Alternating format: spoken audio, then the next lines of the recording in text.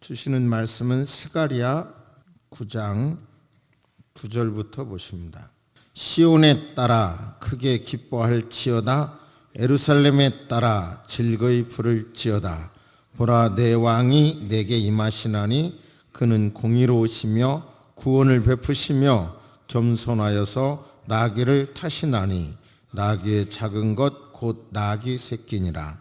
내가 에브라임의 병거와 예루살렘의 말을 끊겠고 전쟁하는 활도 끊으리니 그가 이방 사람에게 화평을 전할 것이요 그의 통치는 바다에서 바다까지 이르고 유브라데 강에서 땅끝까지 이르니라. 아멘. 2살 이하의 어린아이가 언제 커서 자기의 정치적인 적이 될 수 있겠어요. 그런데 2살 이하의 어린아이를 죽일 수 있다는 게 얼마나 무자비한 정권이라는 것 충분히 이해할 수 있잖아요. 그런데 그 아기 예수님이 태어나심으로 그 로마의 통치가 결국은 시간은 지나지만 결국은 그렇게 핍박하던 로마가 오히려 복음을 받아들이게 되고 국교로까지 받아들이게 되잖아요. 그게 신비인 거예요. 근데 예수님께서 오실 때는 나귀 타고 오셨지 않습니까? 겸손의 모습으로. 그런데 예수님은 어떤 노마를 힘으로 정복한 것도 아니고 초라하게 그들이 쏜 화살 십자가에 처형을 당하셨죠. 그냥 그걸로 끝난 줄 알았는데 그의 제자들도 무슨 군사적인 동맹을 맺거나 이런 구테타를 일으키거나 이런 거 아니고 그냥 십자가 지는 자세로 그냥 살아간 거예요. 그랬는데도 그 정신이 노마를 함락시켜 버린 거죠. 이게 역사의 신비인 겁니다. 그러니까 기쁘다 구주 오셨네 찬송을 하는데 그 의미를 알고 저렇게 찬송할까? 저런 그런 고민이 든다 그랬잖아요.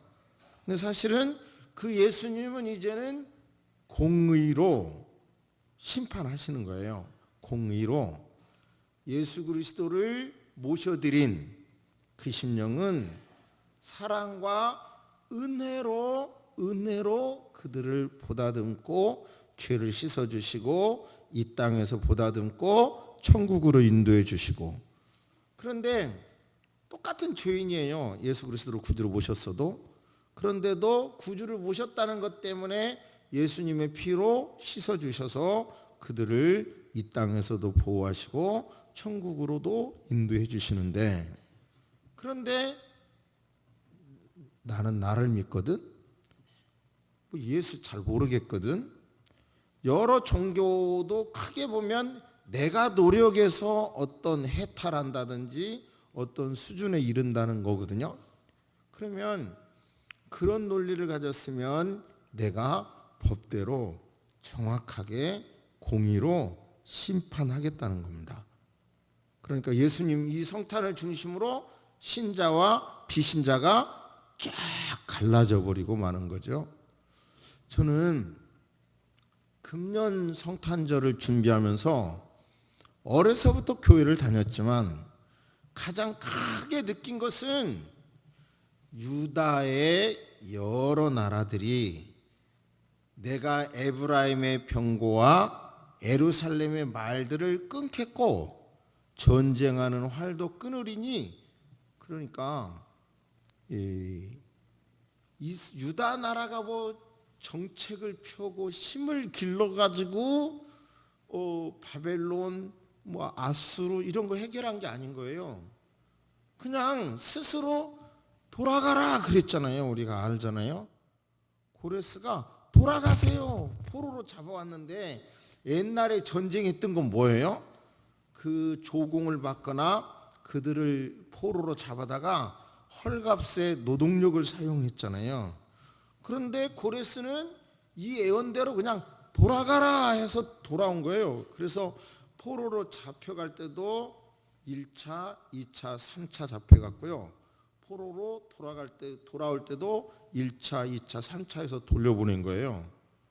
그러니까 어떤 뭐 인간적으로 뭘 굉장한 게 아니에요. 그냥 하나님께서 압제당하는 유다에게 그 아기가 태어난 이후 철들기 전에 돌아가라 해가지고 돌아온 거예요. 그러면 또 유다가 로마로부터 해방되는 것도 그들이 뭐 무슨 해방운동을 했다거나 폭력을 행한 게 아니에요.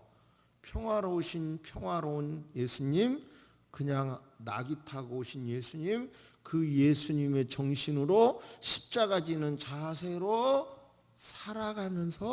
살아가다가 보니까 핍박을 하는데도 꿋꿋하게, 핍박을 하는데도 카다콤에 들어갈지라도 꿋꿋하게 예수님 정신, 십자가 지는 정신으로 인간의 몸을 입고 세상에 내려오시는 정신이나 십자가 지신 정신이나 같은 거잖아요. 그렇게 희생적인 거잖아요. 그런 마음으로 살다가 보니까 그냥 저 노마가 스스로 복음을 받아들여 버렸고, 복음이 결국은 어떻게 돼요? 로마를 지배하게 되고 세상에 영향력을 미치게 된 것입니다. 그러니까 저는 금년에 성탄절을 보면서 느끼는 거는, 지금 저 정도 나이가 먹고 저 정도 막 이것저것 또 고민도 해보고 하다가 보니까 대한민국의 문제, 한국 교회의 문제, 그리고 특별히 우리 총신대학교의 문제, 우리 교단의 문제, 뭐 이런 문제를 보면 답답해요. 아무리 봐도 답이 안 보여요. 그리고 더 기가 막힌 것은, 다 어떤 권위를 딱 쥐면 굉장히 근엄하고 막 굉장히 막 성스러운 모습이지만, 내가 보기에는 결론적으로 볼 때는 너무 이상한 행동들을 많이 하고 있어요. 그런 걸 볼 때 저는 10년 전부터 한국 교회가 무너지겠다, 솔직히 말하면 그런 위기를 가졌어요. 10년부터 한국 교회가 이런 상식이라면 버림받겠는데, 하나님으로부터 버림받기 전에 역사로부터 버림받겠는데, 이런 생각을 했어요. 막 그런 것이 금년 연말에 들어와서 막 더 현실로 들어오니까 막 무거운 거예요. 삶에 막 여러 가지 짐이 느껴져요. 그런 저에게 하나님의 음성은 따지고 보니까 유다가 해방된 것도 뭐 무슨 독립운동에서 된 것도 아니고, 하나님이 저 고레스의 마음을 바꿔서 돌려보내라 해서 돌아온 거고, 로마에게 해방도 결국은 복음 정신으로 사니까 하나님 역사를 운행하셔서 아예 온 세계를, 그 당시 온 제국이 바로 복음을 받아들이게 된 거고, 지금도 똑같아요.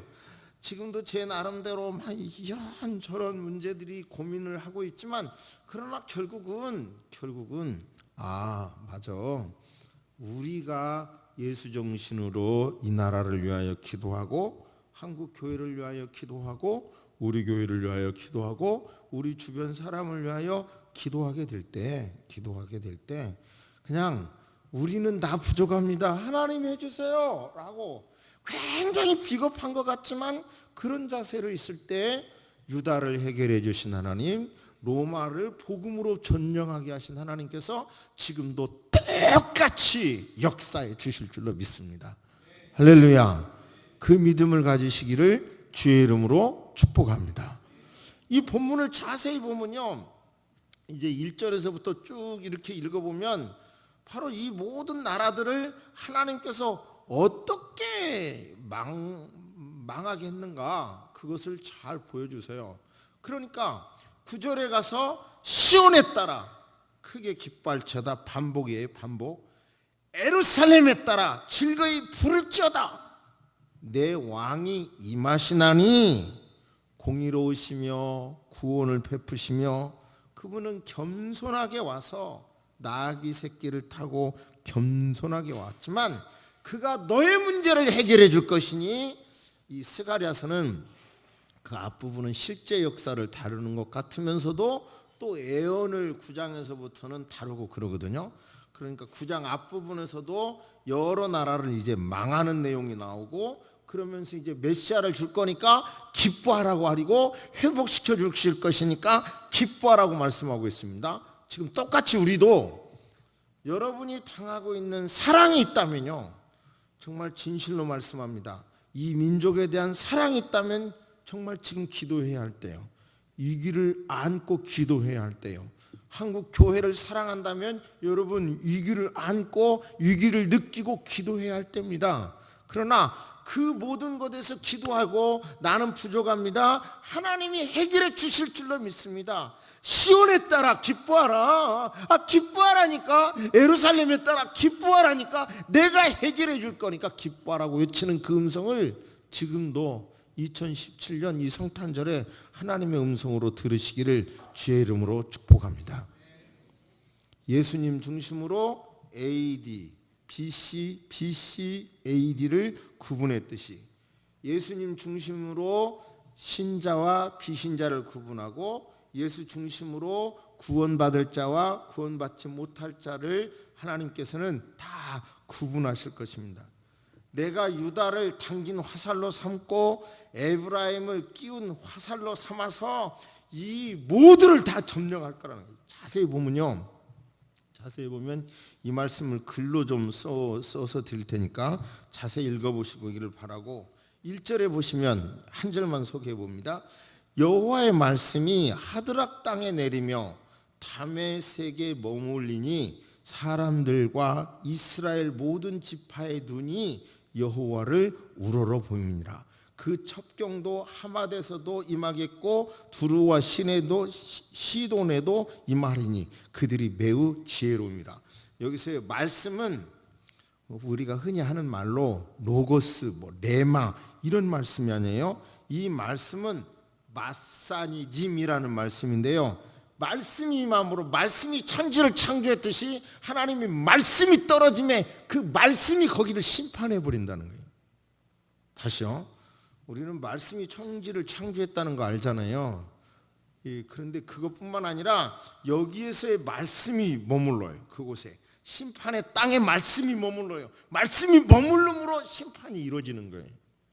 그러면서 1절부터 쭉 나온 모든 여러 나라들의 심판을 하나님께서 다 차곡차곡 쓸어버리고 스스로 적의 화살을 가지고 적을 쳐버려서, 그리고 이제 메시아가 오므로 그들은 해방시키고 회복시켜 주시겠다는 거예요. 근데 여기서 우리가 다 잘 아는 것은, 왜 그러면 이런 어려움을 당하는 거예요? 왜 유다가 왜 이런 어려움을 당하는 거예요? 결국은 한마디로 보면요, 안식일을 지키지 않았고 우상 숭배한 죄 때문에 그러죠. 큰 것 때문에. 그거 큰 죄 돌아오라니까. 돌아오라고 하나님께서 수없이 예언을 말씀하셨구만 그들이 안 들으니까 결국은 이방 나라를 통해서 그들을 심판하셨잖아요. 포로로 잡혀갔지만 그 백성들이 이제 통곡하고 깨달으니까 그 이방 나라들은 마음을 바꿔서 돌려보내라고 자기 백성은 회복시키시고, 그 이방 나라들 하나님께서 생각하실 때 하나님의 자녀들에게 고통을 준 나라에게, 그 외국 나라들에게 하나님께서는 징계하시는 거예요. 그 이상하죠? 자기 백성이 말을 안 들어서 외국 나라를 들어서 징계해 놓으시고, 그 외국 나라를 하나님께서 왜 내 백성을 고통을 줬냐고 또 징계를 하신다니까요. 그리고 이게 구약의 내용입니다. 아무튼 깊은 이 구절 하나하나를 설명하려면 너무 감동이 돼요. 어떻게 외국 하나를 이렇게 다 꺾으셨을까? 그러니까 쉽게 우리는 그냥 이렇게 정리해 봅시다.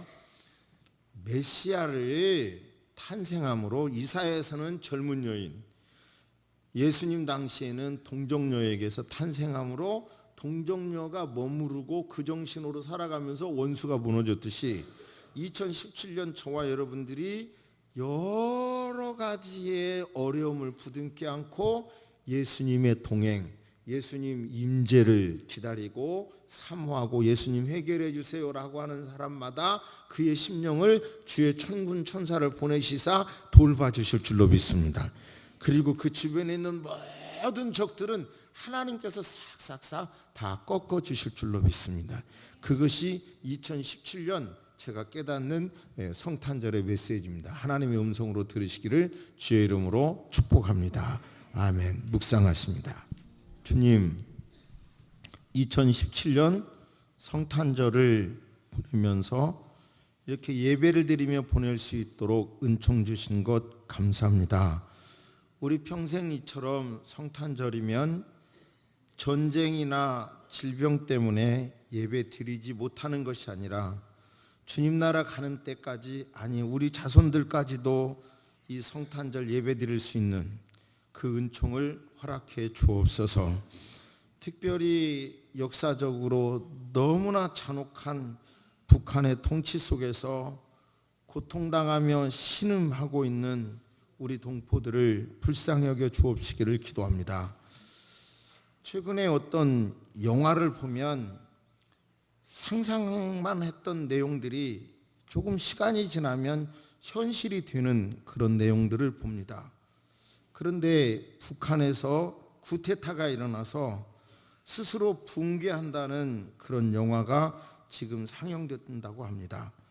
그 어떤 한 작가 감독의 상상이겠지만 기도합니다.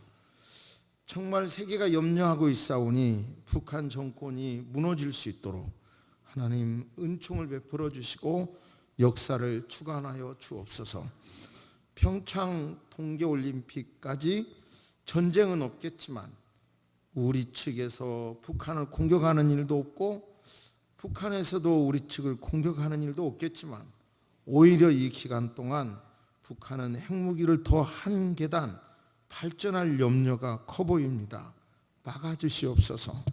이 한반도가 세계 3차 대전이 일어나지 않도록 정말 평화의 왕, 평강의 왕, 나귀 타고 오신 예수님의 모습처럼 평화가 임할 수 있도록 도와주옵소서.